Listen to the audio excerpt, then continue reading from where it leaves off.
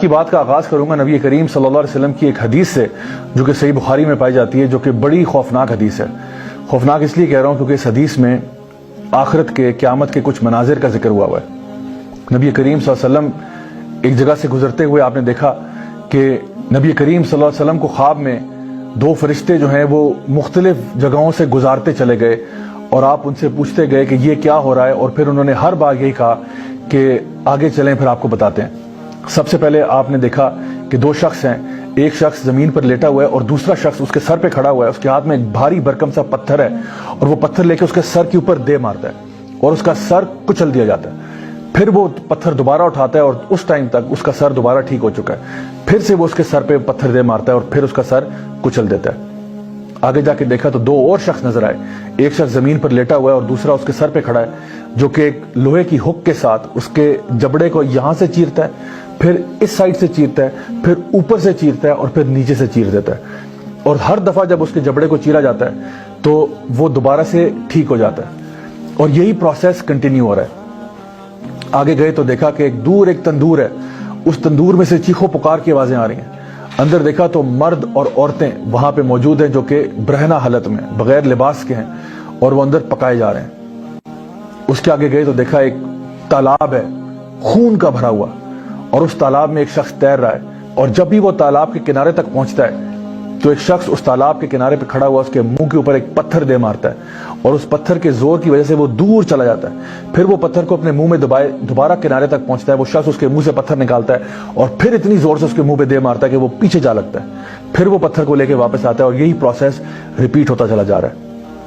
آگے آپ جاتے ہیں تو آپ دیکھتے ہیں کہ ایک بہت ہی بھیانک قسم کا ایک شخص ہے جو کہ ایک آگ کے ارد گرد چکر لگا رہا ہے۔ اس سے آگے جاتے ہیں تو دیکھا ایک بڑا ہی خوبصورت باغ ہے، بہت خوبصورت، اور اس باغ کے اندر ایک اونچا سا درخت ہے، اور اس درخت کے ساتھ ایک لمبا سا بہت خوش شکل انسان ہے، اور اس انسان کے ارد گرد بہت سارے بچے جو ہیں وہ کھیل رہے ہیں اور انجوائے کر رہے ہیں۔ آگے جاتے ہیں تو دیکھتے ہیں کہ کچھ ایسے لوگ ہیں جن کا آدھا جسم جو ہے وہ بہت ہی خوبصورت ہے اور آدھا جسم انتہائی بدصورت ہے۔ نبی کریم صلی اللہ علیہ وسلم جب ان کے بارے میں پوچھا کہ آخر یہ لوگ کون ہیں، تو فرشتوں نے اب بتانا شروع کیا کہ جو سب سے پہلے آپ نے دو لوگ دیکھے تھے جس میں ایک شخص دوسرے کا سر پتھر سے کچل رہا تھا، یہ اس شخص کا سر کچلا جا رہا تھا جو قرآن تو پڑھتا تھا لیکن اس پر عمل نہیں کرتا تھا، اور جو نمازوں کو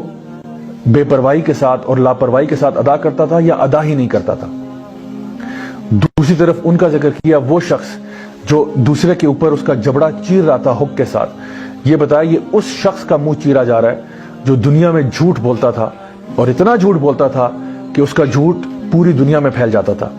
آج سوشل میڈیا کے ذریعے ہم یہ بات اچھی طرح جانتے ہیں کہ جھوٹ کتنی جلدی سے پوری دنیا میں پھیل سکتا ہے۔ پھر ان کا جب سوال کیا کہ وہ لوگ جو کہ تندور میں تھے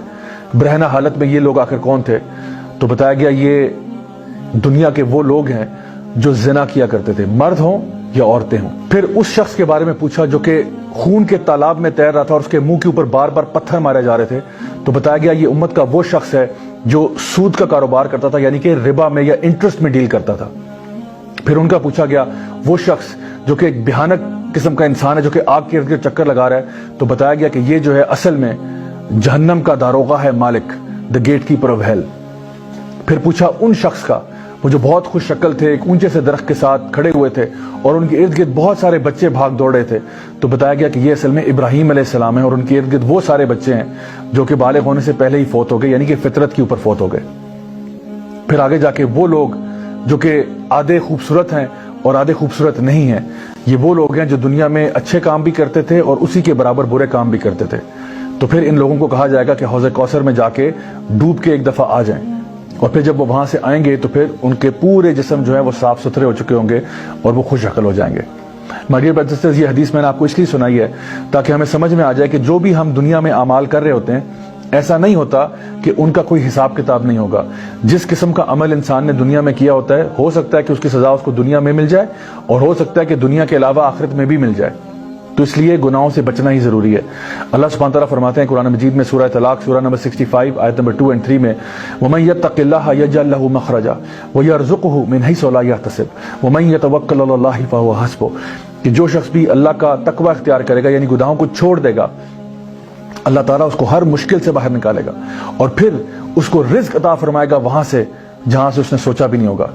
اور جو لوگ اللہ پر توکل کرتے ہیں اللہ ان کے لیے کافی ہو جاتا ہے. اگر ہم چاہتے ہیں کہ اللہ تعالیٰ ہمیں ہماری مشکلوں کو دور کر دے ہم سے, تو اس کے لیے ہمیں گناہوں کو چھوڑنا ہوگا اور تقویٰ کی زندگی کو اختیار کرنا ہوگا. My dear brothers and sisters, اکثر لوگ جب گناہوں کو چھوڑنے کی بات آتی ہے تو وہ کہتے ہیں نہیں جی ہمارے گناہ تو چل رہے ہیں لیکن ساتھ ساتھ ہم نیکیاں بھی بہت کرتے ہیں. تو اس کی مثال ایسے ہی ہے کہ انسان کمرے میں اے سی لگا دے اور ساری کھڑکیاں کھول دے.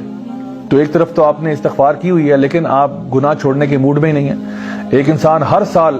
حج بھی کرتا ہے, عمرہ کرتا ہے, صدقہ بھی کرتا ہے, لیکن حرام بزنس بند نہیں کر رہا, حرام کاروبار ختم نہیں کر رہا, حرام کام ختم نہیں کر رہا. تو آخر پھر اس بندے کی بخشش اور مغفرت کیسے ہوگی؟